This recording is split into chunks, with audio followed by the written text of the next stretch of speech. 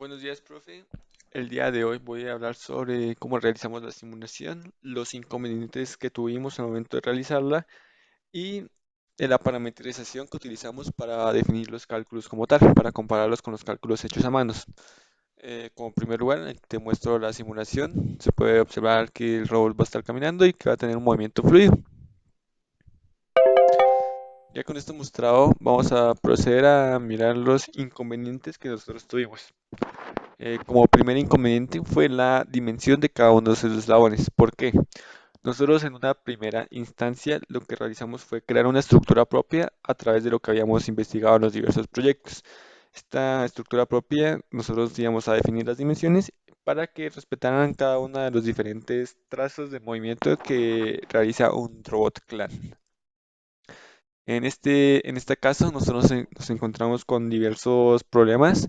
Uno de ellos era, por ejemplo, que al colocar algunas dimensiones, el robot se trababa en diversos puntos. Por ejemplo, el robot podía llegar hasta acá normal, pero llegaba a este punto y ¡pa! Se traba, no permitía el movimiento.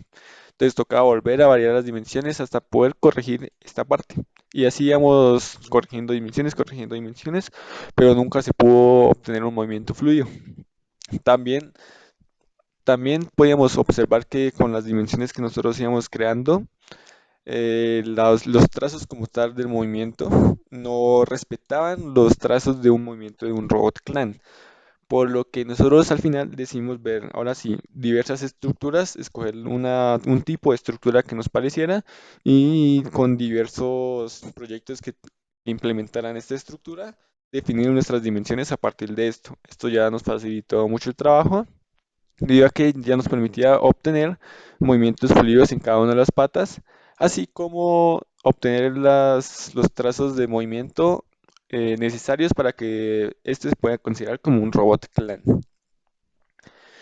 Ahora bien, el siguiente inconveniente fue el cómo escoger el desfase de las patas y cómo establecer dónde se va a posicionar la entrada del movimiento. Acá mirando diversos proyectos de Robots Clan, lo que se observó fue que habían dos formas principales para el desfase. Y dependiendo del desfase, había una forma de entrada de movimiento para cada una de ellas. Entonces, la primera opción para el desfase era que estas dos patas frontales estuvieran sin ningún tipo de desfase y se movieran al unísono hacia la misma dirección. Y que las patas traseras a estas también estuvieran en la misma posición, estas patas traseras, pero que se movieran en sentido contrario a las patas frontales.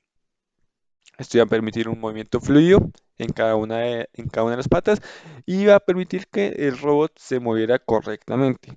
La entrada del movimiento correspondiente para esta ubicación de desfases iba a ser en una entrada central, la cual se encargará de este motor mover las patas laterales y otro motor para mover las otras patas laterales. Mirando más proyectos nos dimos cuenta que había otra forma para lograr el movimiento, la cual era, primero, dejar esta pata como pata principal, como pata fija. Ahora, la pata que está frontal a esa, que la otra pata frontal, sí va a permitir un desfase de 180 grados, como se puede ver ahí.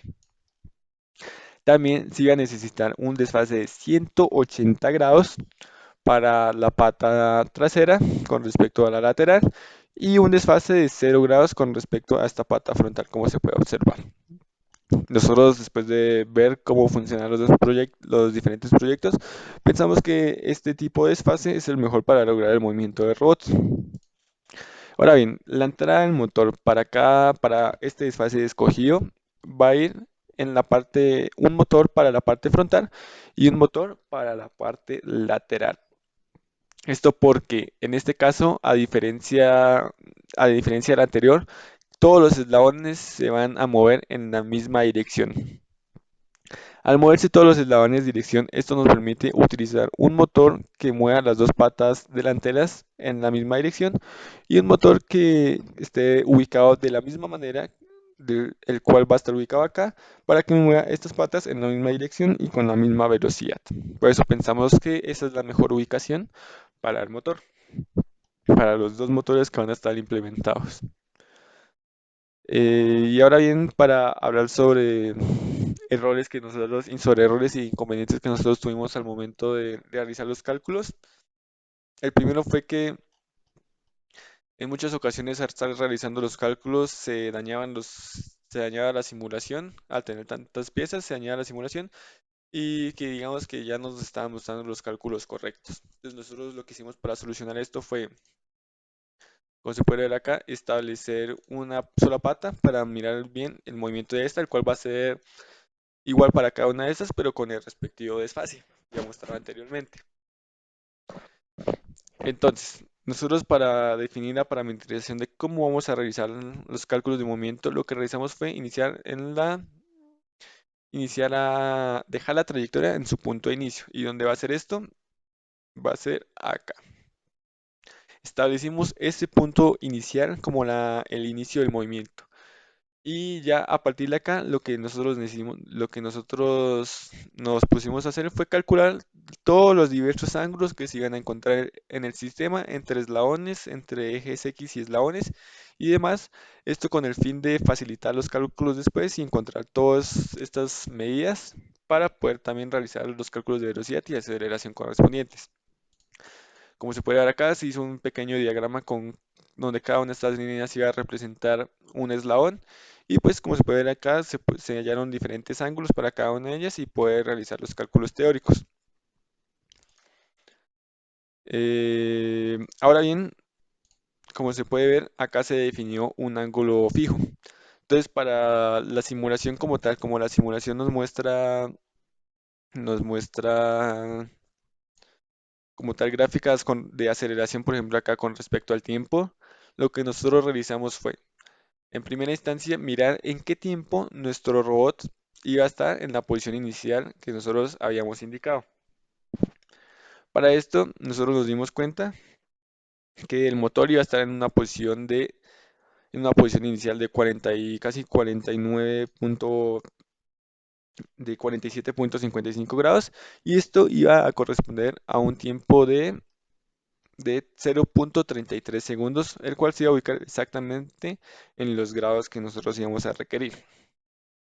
Y como último anotación importante con respecto a los cálculos hechos por simulación, como se puede ver acá en esta gráfica, por ejemplo, hay muchos valores para un mismo segundo.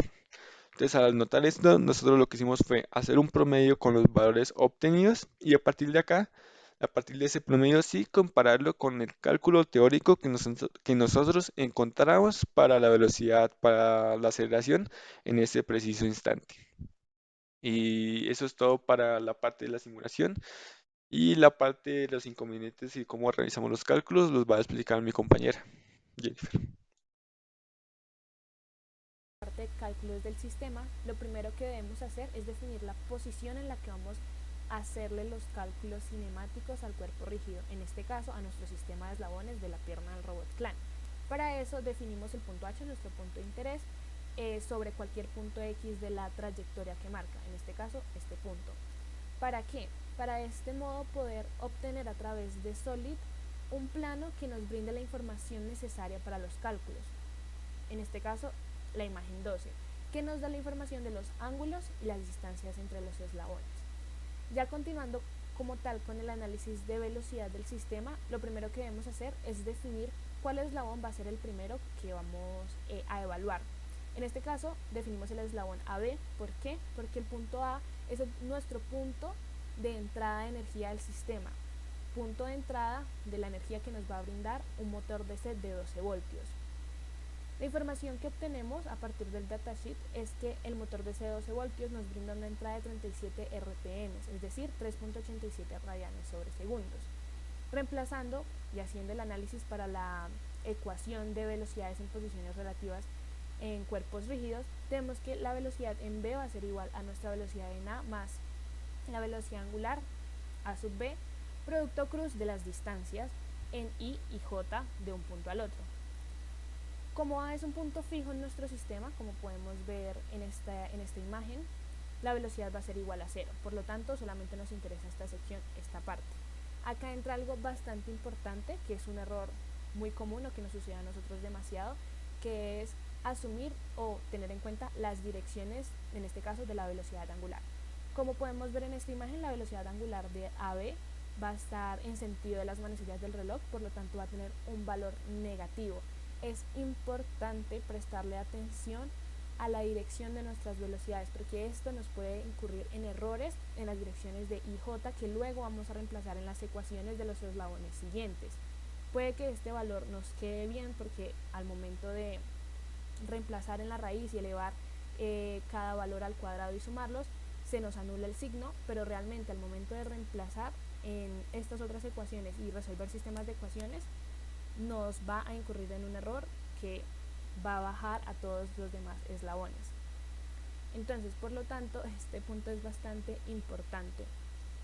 Por otro lado, creemos que es de gran valor el hecho de tener la simulación en Solid, porque muchas veces no nos es fácil identificar esas direcciones simplemente mirando el sistema. Entonces, ir hacia la simulación, ver la simulación en un tiempo de retardo, nos permite analizar un poco más fácil la dirección que están tomando y asumir bien los signos. Luego continuamos en el recorrido en que la energía se dispersa por el sistema con el eslabón BD y el eslabón DC. Es importante recalcar que el punto D hace parte de estos dos eslabones y nos va a generar un sistema de ecuaciones que nos relacionan estas dos velocidades. La velocidad en D, que depende del análisis de esta barra, y la velocidad en D, que depende del análisis en esta barra, donde C también es un punto fijo, al igual que nuestro punto A. Hacemos, como hemos visto en clase, la solución del sistema de ecuaciones, dejando los valores con I, los valores con J, obtenemos las dos velocidades angulares y finalmente nuestra velocidad en D.